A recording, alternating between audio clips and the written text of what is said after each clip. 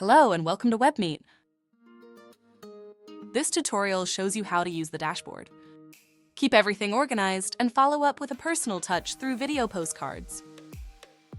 This is your dashboard.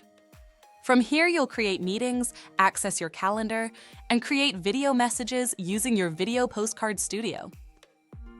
On the left side of the screen, you can access your profile to upload an avatar and add personal information.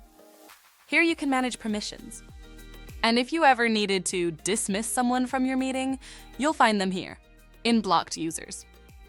And if you need help with anything related to WebMeet, you can access this Get Help and AI Support Assistant in 3 areas of WebMeet from your dashboard right here, from the Video Postcard Studio, and also from inside the meeting room.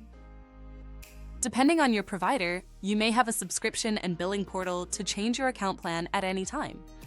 You can also log out or delete your account. In the center of the dashboard is your main action area. The large Schedule Meeting button is where momentum begins. Anytime you want to create a presentation, training, or follow-up session, this is your starting point. Below that are 2 quick access tools, Calendar and Video Postcards. On the right side, Today's Meetings helps you instantly see what meetings are scheduled for the day, along with the meeting time and your role as either a host or a guest. You can see that there is 1 meeting scheduled today. This meeting reminder keeps you organized, reduces mistakes, and helps you prepare before guests arrive. To the right of the meeting, click the 3-dot menu to open this meeting's options.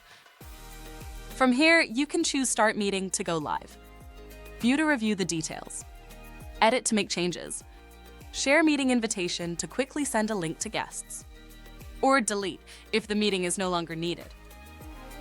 A simple best practice is to start here every day. Check your schedule, prepare video postcards, and use the dashboard as your meeting launchpad. Thank you for your interest in WebMeet, and thanks for watching.